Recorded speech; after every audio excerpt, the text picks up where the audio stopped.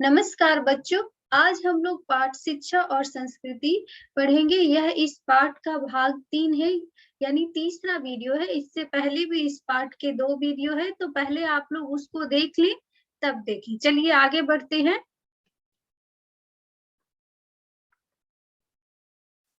लेखक कहते हैं, यह बात मेरे विचार में भी नहीं आ सकती कि हम कूपमंडूक बन जाए या अपने चारों ओर दीवारें खड़ी कर लें। कूपमंडूक यानी कुएं का मेंढक। लेखक कह रहे हैं कि वह यह नहीं चाहते कि हम लोग कुएं का मेंढक बन जाए, यानी अपने को ही सर्वज्ञानी समझ ले, अपने ज्ञान को विकसित ना करने, अपने आप चारों दीवारी खड़ी कर लेना, यानी अपने ज्ञान को सीमित कर लेना। वह यह नहीं चाहते कि हमारा ज्ञान छोटा रह जाए, सीमित रह जाए। हम लोग बाहर के ज्ञान के बारे में भी जाने, हम लोग अपने ज्ञान को और विकसित करें, लेकिन कुछ उनकी और आग्रह है। मगर मेरा नम्रता पूर्वक यह कथन जरूर है कि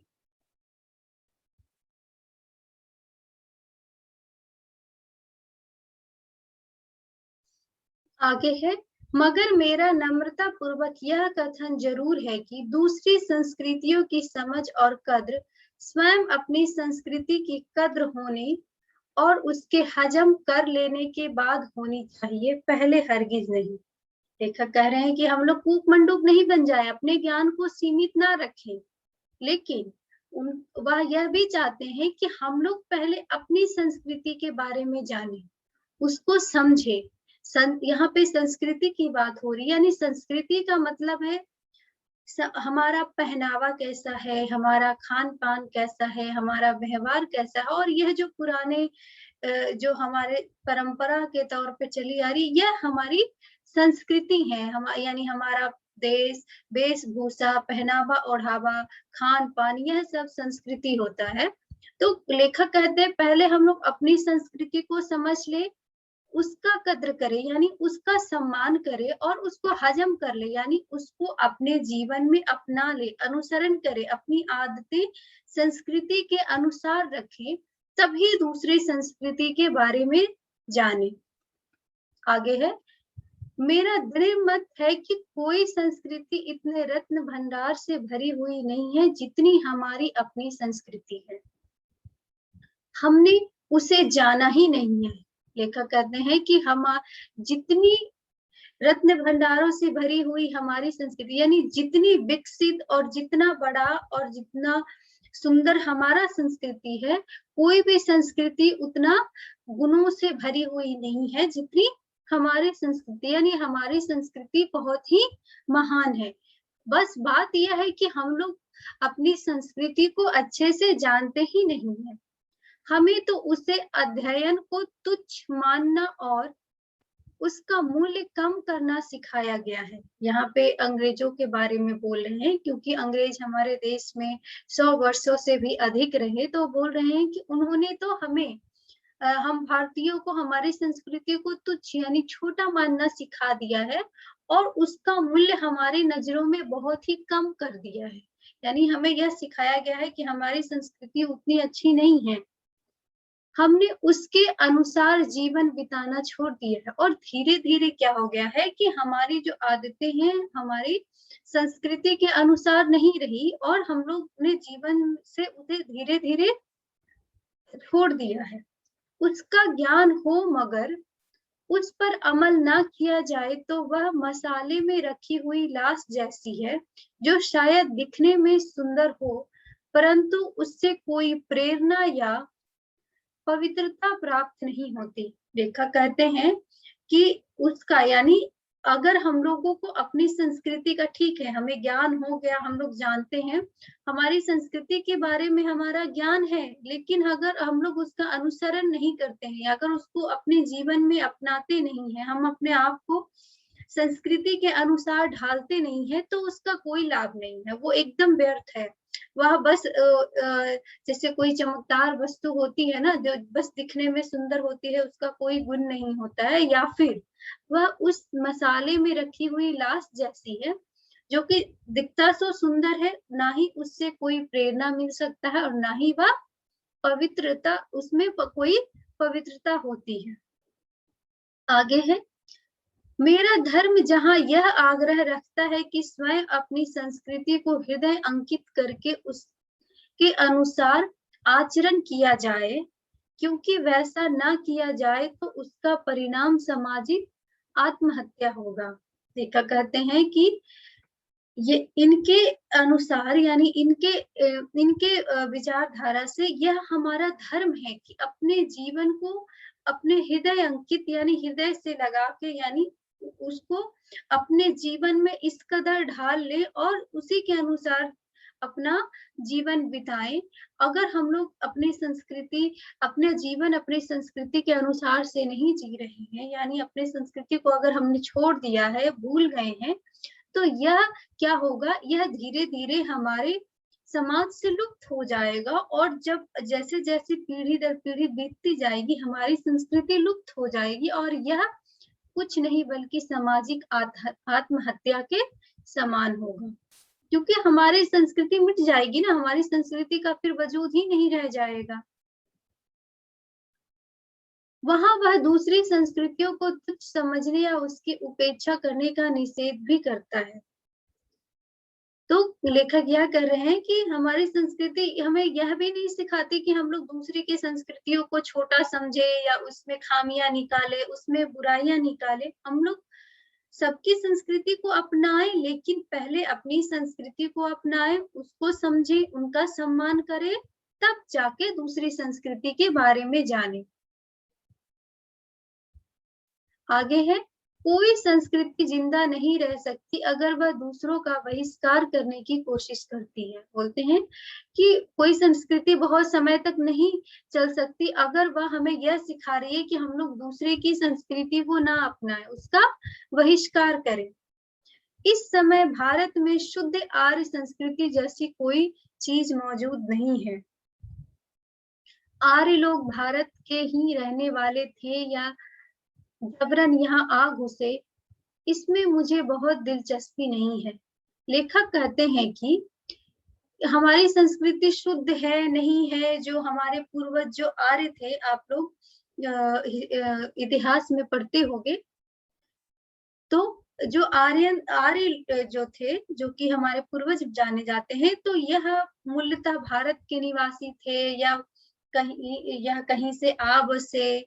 इससे हमें इससे हमें ज्यादा मतलब नहीं है। हमें बस अपनी संस्कृति से मतलब है कि हमारी संस्कृति कैसी थी, क्योंकि हमारी संस्कृति बहुत ही अच्छी थी और इसमें बहुत ही अच्छी अच्छी बातें थी, बहुत ही सुंदर तरीके से अपना जीवन व्यतीत करने का तरीका था। तो हम लोग अपनी संस्कृति को समझे, जाने, अपनाएं। हमें इस बात से मतलब होना चाहिए, ना कि जो हमारे पूर्वज आर्य थे वह भारत के मूलतः निवासी थे या नहीं थे।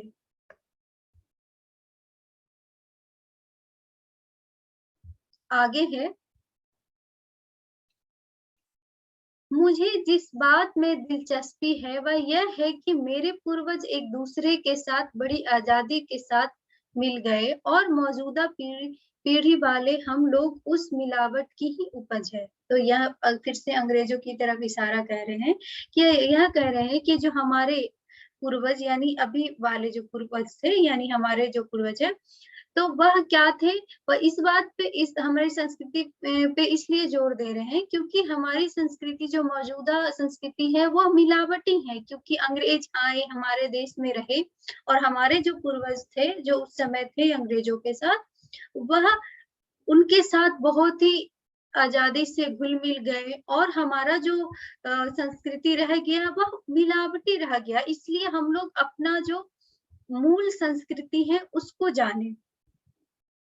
आगे है, मैं नहीं चाहता कि मेरे घर के चारों ओर दीवारें खड़ी कर दी जाए और मेरी खिड़कियां बंद कर दी जाए। मैं चाहता हूं कि सब देशों की संस्कृतियों की हवा मेरे घर के चारों ओर अधिक से अधिक स्वतंत्रता के साथ बहती रहे।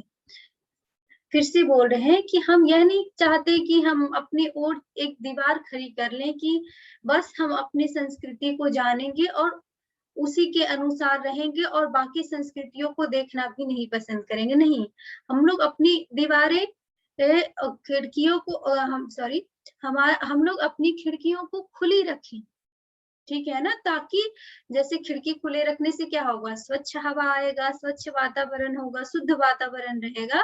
तो वैसे ही यह चाहते हैं कि हम लोग अपनी संस्कृतियों को साथ तो जिए लेकिन खुले विचार के हों, ताकि दूसरी संस्कृति के लोग भी अगर हमारे साथ रहते हैं तो हम लोग उनको भी जाने, उनको भी उतना ही सम्मान दें, और अगर उनमें भी अच्छी बातें हैं तो उसको भी सीखें। अच्छी बातें तो कहीं से भी सीखी जा सकती है, वह चाहे हमारी संस्कृति में हो या किसी और की संस्कृति में हो। मगर मैं उनमें से किसी के झोंकों में उड़ नहीं जाऊंगा। हमारी जड़ें इतनी मजबूत होनी चाहिए, हमें अपनी संस्कृति से इतना जुड़े हुआ होना चाहिए, यह नहीं कि जब दूसरे संस्कृति के निकट जाए तो हम लोग अपनी संस्कृति भूल जाए। मैं चाहता हूँ कि साहित्य में रुचि रखने वाले हमारे युवा स्त्री पुरुष जितना चाहे अंग्रेजी और संसार की दूसरी भाषाएं सीखें, और फिर उनसे यह आशा रखूंगा कि वह अपनी विद्वता का लाभ भारत और संसार को उसी तरह दे जैसे बोस, राय और स्वयं कविवर दे रहे हैं। वह यह चाह रहे हैं कि जो मौजूदा पीढ़ी है, जो जो बहुत सारे साहित्य में रुचि रखते हैं, तो वह चाहे तो अन्य भाषाएं, चाहे वो अंग्रेजी हो या संसार में दूसरी भाषाएं, उसको सीखें और उससे दूसरे ज्ञान को अर्जित करें और भी अपने आप को विकसित करें, लेकिन वह सीख के हमारे समाज को उसी तरह लाभ दे जैसे कि और भी जो लेखक और कवि थे, जैसे बोस हो गए, राय थे या स्वयं कविवर थे, ये लोग दे रहे थे। लेकिन मैं यह नहीं चाहूंगा कि एक भी भारतवासी अपनी मातृभाषा को भूल जाए, उसकी उपेक्षा करे, उस पर शर्मिंदा हो, यह अनुभव करे कि वह अपनी खुद की देसी भाषा में विचार नहीं कर सकता या अपने उत्तम विचार प्रकट नहीं कर सकता। कहते हैं कि ठीक है, आप जितनी चाहे भाषाएं सीखिए, 1 नहीं, 4 नहीं, 10, कितनी भाषाएं सीखिए, अलग देशों में जाइए, उनसे ज्ञान अर्जित करिए, लेकिन अपनी मातृभाषा को हमें कभी नहीं भूलना चाहिए। और ऐसा नहीं हो कि हमें अंग्रेजी आती है तो हम हिंदी को भूल जाएं, अपनी मातृभाषा को, और फिर अगर हमें कोई बोले कि हमें अपने विचार को व्यक्त करे तो हम लोग शर्मिंदा हो कि अगर मैं हिंदी में बात करूंगा तो लोग हमारे बारे में क्या सोचेंगे। हमें अपनी भाषा पे, मातृभाषा पे कभी भी शर्मिंदा नहीं होना है, और अपने विचारों को खुलकर हम लोग अपनी मातृभाषा में अच्छे तरह से प्रकट करें। आगे है, मेरा धर्म कैद खाने का धर्म नहीं। या बोल रहे हैं कि जो हमारा धर्म यानी यहाँ पे सिर्फ धर्म नहीं है, पूरी हमारी सभ्यता संस्कृति सबको बोल रहे हैं कि यह कोई कैद नहीं है कि हम लोग बस इसी में बंद के रह जाएं। भारतीय संस्कृति भिन्न भिन्न संस्कृतियों के समान सामंजस्य के प्रतीक है, जिनके हिंदुस्तान में पैर जम गए हैं, जिनका भारतीय जीवन पर प्रभाव पड़ चुका है और जो स्वयं भी भारतीय जीवन से प्रभावित हुई है। बोल रहे हैं कि हमारा धर्म कोई कैद खाना नहीं है, हमारा धर्म तो ऐसा है जो कई धर्मों को अपने आप में समाये हुए हैं।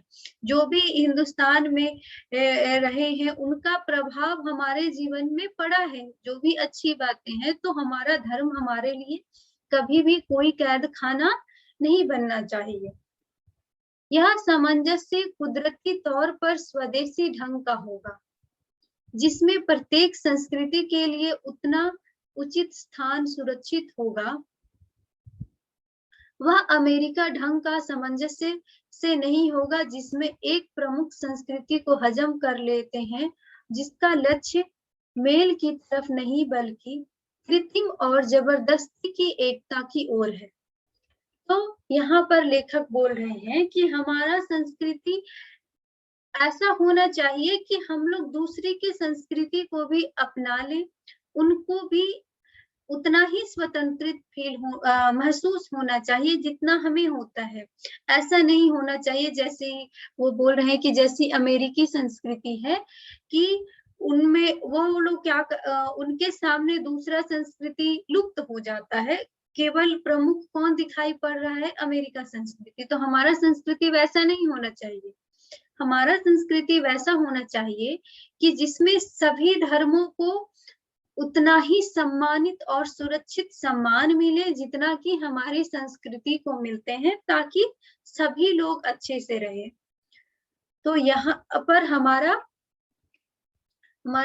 पाठ खत्म होता है, सभ्यता और संस्कृति, शिक्षा और संस्कृति।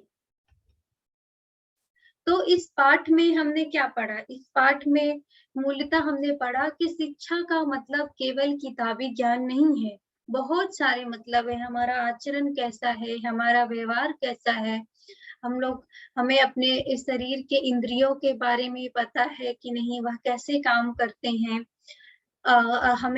हमें सक्षम बनाया जाए। हमारे प्राथमिक शिक्षा में ही, स्कूल की शिक्षा में ही ऐसी शिक्षा दी जाए जिसे सीखकर हम लोग आगे जाके आत्मनिर्भर हो, कुछ काम कर सके, जिससे हमें आर्थिक सहायता भी मिले। अपने आप को स्वस्थ रखना, अपने आप को तंदुरुस्त रखना, यह सब हमारे शिक्षा में ही आता है। और हमारा चरित्र निर्माण भी हमारे शिक्षा के साथ-साथ होना चाहिए, और यह सब एक साथ होना है। यह नहीं कि पहले आप लोगों को पढ़ना लिखना सिखा दिया जाए, किताबी ज्ञान मिलेगा, उसके बाद चरित्र निर्माण करेंगे, नहीं। क्योंकि बच्चे जैसे-जैसे बढ़ते हैं, वैसे-वैसे ही उनकी बुद्धि विकसित होती है। तो सब एक समान देना चाहिए, और उसके बाद हमें अपनी संस्कृतियों को जानना चाहिए, हमारी संस्कृति के बारे में। अब उसको अपने जीवन में अनुसरण करना चाहिए, उसके अनुसार जीवन जीना चाहिए, उसको सम्मान करना चाहिए। तो यही इस पाठ का मूल्य उद्देश्य है कि हमारा शिक्षा उत्तम होना चाहिए, जिससे हम लोग विकसित हो, सर्वगुण संपन्न हो, और अपनी संस्कृति को भी हम लोग ना भूलें। तो बच्चों, आप लोग पाठ पढ़ते हैं, तो यह पाठ पढ़ के आप लोग क्या करेंगे? सबसे पहले जो भी आपके लिए कठिन शब्द है उसको लिखेंगे और उसको याद करेंगे, और उसके बाद जब भी आप पाठ पढ़ते हैं तो हर एक पेज से आप लोग क्या करें? प्रश्न बनाएं। इस तरह से क्या होगा, आप पाठ को बहुत बढ़िया तरीके से सीख जाएंगे। स्वयं प्रश्न बनाएंगे, फिर उसका उत्तर ढूंढेंगे। तो इससे क्या होगा, आपको पूरा पाठ एकदम लय से याद रहेगा, और कभी भी अगर आपको परीक्षा में प्रश्न आता है तो उसको अच्छे से दे पाएंगे। क्योंकि कभी भी ऐसा नहीं होता है कि केवल जो अभ्यास में जो प्रश्न दिए गए हैं वही पूछे जाएंगे। पाठ के बीच से प्रश्न बनता है। तो ठीक है, अगर मैं सवाल देती हूँ तो आपको 10 प्रश्न इस पाठ से अगर मैं निर्माण करके दे देती हूँ, तो कोई जरूरी तो नहीं है कि वही आएगा। हालांकि हम लोग जो इससे पहले गत वर्षों में जो प्रश्न आए हैं उसको भी हम लोग करेंगे। लेकिन आप लोग एक कार्य और करें, इस पाठ के अंदर से प्रश्न बनाएं, कम से कम 20 से 25 प्रश्न बनाएं, छोटे हो या बड़े, सब मिला के बनाएं, ताकि आप लोगों को जब भी परीक्षा में प्रश्न आए तो उसका हल आप लोग आसानी से कर सकें। तो यह पाठ यही खत्म होता है। आगे हम लोग जो गत वर्षों में जो बोर्ड की परीक्षाओं में प्रश्न पूछे गए हैं उसको हल करेंगे।